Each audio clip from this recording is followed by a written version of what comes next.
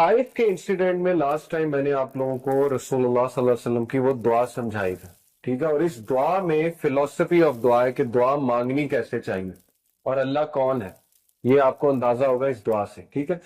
سیرہ کا ایک بہت بڑا فائدہ پڑھنے کا اور سمجھنے کا یہ ہوتا ہے کہ آپ کا زندگی کا فلسفہ کلیئر ہو جاتا ہے، آپ کو سمجھ آ جاتی ہے کہ زندگی میں نے کس کانسیپٹس کے ساتھ زندگی گزارنی، اور یہ بہت بڑی بات ہے، بہت بڑی بات ہے۔ دیکھیں، ایک اچھے ایجوکیشن سسٹم کا مقصد بھی یہ ہوتا ہے کہ ہمیں زندہ رہنے اور جینا سکھائے، یہ نہیں کہ بس ہمیں پیسے کمانا سکھائے، وہ تو ایک بہت ہی اس کا مائنر سا بینیفٹ ہے۔ اصل ایجوکیشن سسٹم کا بینیفٹ یہ ہوتا ہے اور مقصد ہوتا ہے کہ بھئی ہمیں چیلنجز سے ہم نے کیسے گزرنا ہے، ہم نے زندگی میں مختلف سچویشنز میں کیسے ڈیل کرنا ہے وغیرہ وغیرہ۔ تو یہ سیرہ اللہ کے نبی صلی اللہ علیہ وسلم کے بارے میں اللہ نے خود کہا کہ تمہارے نبی میں تمہارے لیے بہترین مثال ہے، ہر طرح کی بہترین مثال ہے۔ اوکے، یہ دعا میں دوبارہ بتاتا ہوں، کچھ چہرے نئے نظر آ رہے ہیں۔ رسول اللہ صلی اللہ علیہ وسلم پہ پتھراؤ ہوا، ہمارے نبی پہ لہو لہان ہوئے، اور بہت یہ جس پہ جتنا غم کیا جائے اتنا کم ہے۔ لیکن میں نے آپ کو ایک بڑا امپورٹنٹ پوائنٹ بتایا تھا لاسٹ کلاس میں کہ سیرہ میں آپ ایک بار بھی رسول اللہ کو یہ انسیڈنٹ مینشن کرتے خود نہیں دیکھیں گے۔ اس سے کیا ثابت ہوتا ہے کہ ہمارے نبی صلی اللہ علیہ وسلم اللہ سے ایمپتھی لیتے تھے، لوگوں سے نہیں۔ سمپتھی لینی ہے تو اللہ سے لیں۔ ایک بار یہ دعا کر لی، اللہ کو رو کے دکھا دیا، سمپتھی لے لی، اس کے بعد کبھی مینشن نہیں کیا۔ صرف تب مینشن کیا جب حضرت عائشہ نے خود پوچھا کہ آپ نے سب سے ہیوی انسیڈنٹ کون سا تھا؟ کیا احد کا تھا؟ جو احد کی شکست تو نہیں کہیں گے، احد میں جو بھی حادثات ہوئے اس کے بعد تو نبی صلی اللہ علیہ وسلم نے ہاں پھر مینشن کیا کہ عائشہ تمہارے لوگوں نے مجھے بہت دکھ دیا تھا، یعنی طائف کے لوگوں نے۔ لیکن تب بھی کوئی ایسا سینٹینس نہیں کہا جس سے سمپتھی لینا جو ہے وہ واضح ہو رہا ہو۔ اس میں بڑا امپورٹنٹ پوائنٹ ہے کہ دیکھیں، مسلمان سٹرونگ ہوتا ہے، سمپتھی اللہ سے لینی ہے ہمیں۔ ہوتا کیا ہے، لوگوں سے آپ بہت سمپتھی لیں گے نا، ایک ٹائم آئے گا لوگ آپ کے بارے میں مائنڈ میں رکھ لیں گے یار یہ تو ویک سا ہے، نرمی ہے، ٹھیک ہے نا۔ آلدو اچھے لوگوں سے شیئر کرنا کوئی حرج نہیں، سنسیئر لوگ ہوتے ہیں، اچھے لوگ ہوتے ہیں، لیکن اگر آپ نے ٹرولی سٹرونگ بننا ہے اللہ کے آگے رہیں۔ تو خیر، یہ جو دعا ہے اس پہ غور کریں۔ O Allah, to you I complain of my weakness of strength and my helplessness and loneliness before men. اے اللہ، میں آپ سے شکایت کرتا ہوں، سب سے پہلی بات کہ اتنا اللہ کے ساتھ ایفیلیشن، اتنا کلوز ریلیشن، اتنا بھروسہ، اتنا کانفیڈنس کہ اللہ کو اپنا دل کھول کے دے دیا۔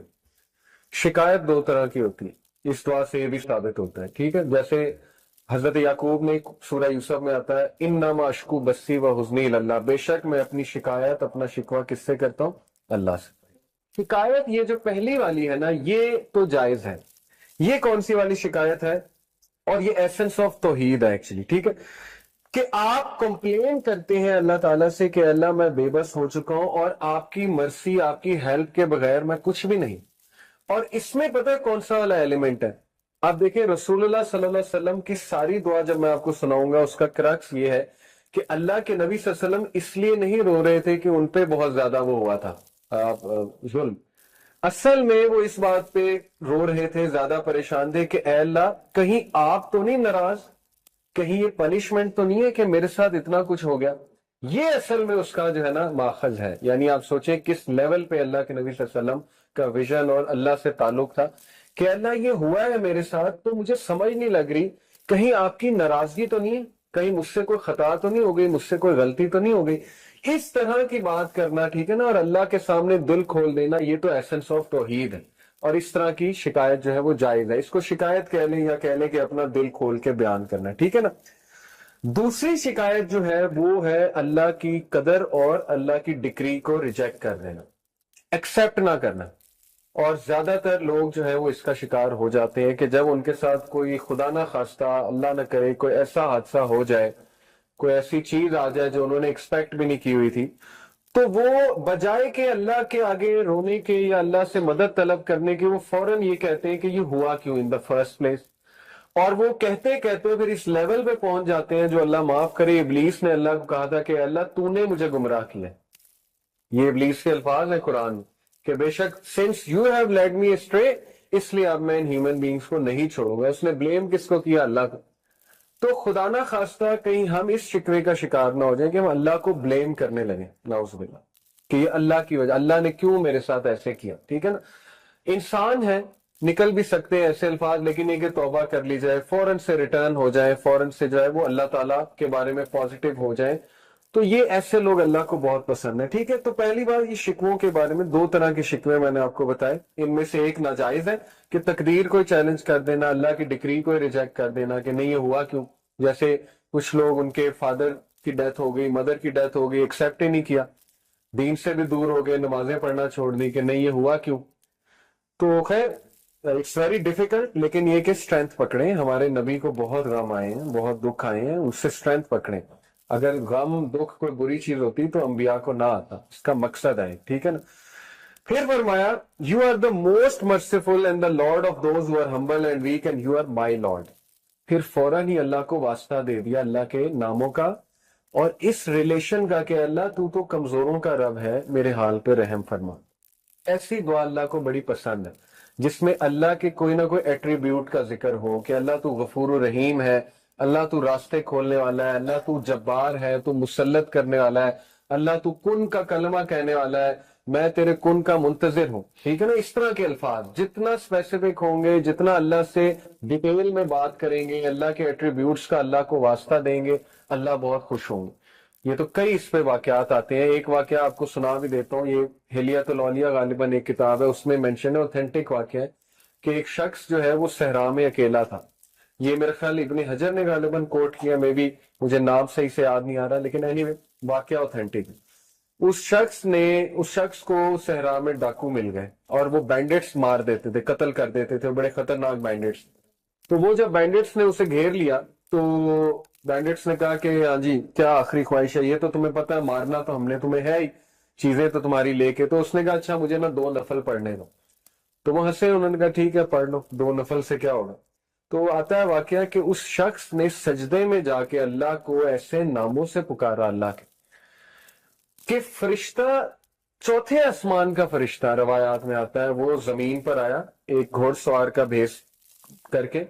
یعنی اللہ نے جب مدد کرنی ہے تو پھر ایسے بھی کر دیتا ہے اللہ، جب کوئی بھی نہیں ہے پھر اللہ ہے. ٹھیک ہے نا. وہ آیا گھوڑ سوار بن کے اور اس نے ان کو فائٹ کیا، ان کی گردن اڑا دی وہ جو بینڈیٹس تھے. اس شخص نے پوچھا تو کہاں سے آیا، تو اس نے پورا بتایا کہ میں چوتھے آسمان کا فرشتہ ہوں. جب اللہ کو تیسری بار تم نے اس طرح سے پکارا، بار بار پکار رہا تھا، جب سجدے میں تیسری بار تم نے اللہ کو اس کے ناموں کے واسطے دیے تو سارے فرشتوں نے دوڑ لگا دی کہ اس کی مدد کے لیے ہم جائیں گے. یعنی اللہ نے الاؤ کر دیا کہ اب کون جاتا ہے. سب نے ریس لگا دی. تو کہتا ہے کہ میں سب سے پہلے جیت گیا تو میں آ گیا. اب یہ واقعے سے بھی کیا ثابت ہوتا ہے کہ اللہ کے ایٹریبیوٹ سے اللہ کو پکارا جائے. ٹھیک ہے، جیسے یہاں پہ واسطہ دیا ہو. پھر اگین شکوہ ہے، شکایت ہے، شکوہ نہیں کہیں گے، ایک اس سینس کی شکایت ہے کہ اللہ پہ بھروسہ بہت ہے. ٹھیک ہے نا. اللہ پہ مان بہت ہے. اس لیے یہ الفاظ ہیں کہ to whom do you leave me with, اے اللہ کس کے حوالے کرتا ہے مجھے، کس کے لیے جو ہے وہ مجھے میں ویک ہو گیا ہوں.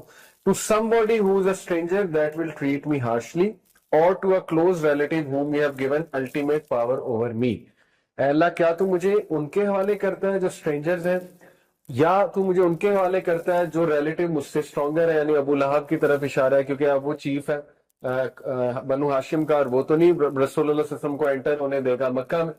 تو دیکھیں یہ بات بھی کر دی، اللہ سے کچھ نہیں چھپایا کہ اللہ کیا آپ مجھے ان کے حوالے کر دیں گے.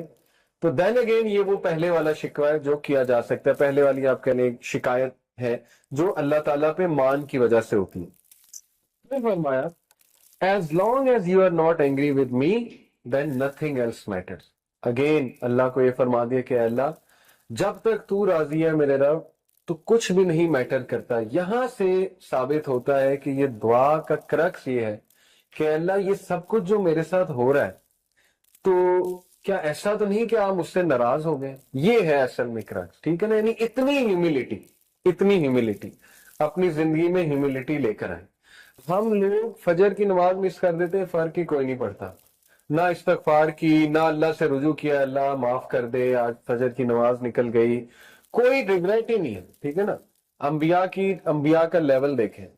حضرت نوح نے کتنے سال دعویٰ کیا؟ 950 سال، دن رات لگے رہے. لوگوں نے ریجیکٹ کیا. سورہ نوح پڑھ لیں. سورہ نوح میں ان کے الفاظ ہیں بے بسی کے حضرت نوح کے کہ اللہ میں نے انہیں رات کو بلایا، دن کو بلایا، میں نے انہیں پیچھے سے بلایا, آگے سے بلایا, کوئی اسٹریٹجی نہیں چھوڑی میں نے, لیکن اپنی کانوں میں انگلیاں دے لیتے ہیں, یا اپنے جو ہے وہ لباس کو اوپر لے آتے ہیں موک کرنے کے لیے کہ ہم نہیں سن رہے. تو ساری باتیں کر کے, یہ بھی ایک شکایت کا انداز ہے ان ویری کیوٹ سینس کہ اللہ میں نے سب کیا ہے, دیکھ لیں ان لوگوں نے مجھے ایسے ٹریٹ کیا, 7 باتیں کہہ کے پتہ ہے کیا کہتے ہیں حضرت کہ اللہ مجھے معاف کر دے, میرے ماں باپ کو معاف کر دے, اور اگر مجھ سے کوئی غلطی ہوئی ہے تو وہ اس کا جو ہے وہ مجھے پکڑ نہ کی جائے. یہ ہیوملٹی ہوتی ہے. تو اس لیے اپنے اندر ہیوملٹی لے کر آئے, ٹھیک ہے نا. بہت کوئی اچھا کام کیا ہے تو اسی ڈر میں رہیں کہ پتہ نہیں ایکسیپٹ ہوتا ہے کہ نہیں ہوتا ہے. اللہ سے استغفار کرنا, اللہ کو خشیت والے لوگ پسند ہیں, اور خشیت جتنی آپ خشیت نہ لانی پڑتی ہے, لٹرلی خشیت. میں نے یہاں تک علماء سے سنا ہے کہ اگر آپ کو رونا نہیں آ رہا, آپ ایکٹنگ کرنا شروع کر دو کسی بات پہ رونے پہ, اللہ کی کوئی بات سنیے, کیا ہوگا کہ خشیت آہستہ آہستہ انشاءاللہ آپ کی عادت بن جائے گی, وہ آتی جائے گی آپ میں. تو یہ ایسے لوگ اللہ کو بہت پسند ہیں جو ہر کریڈٹ اللہ کو دیں, اللہ تعالیٰ کے آگے جھک جائیں, اللہ تعالیٰ سے معافی طلب کریں وغیرہ وغیرہ.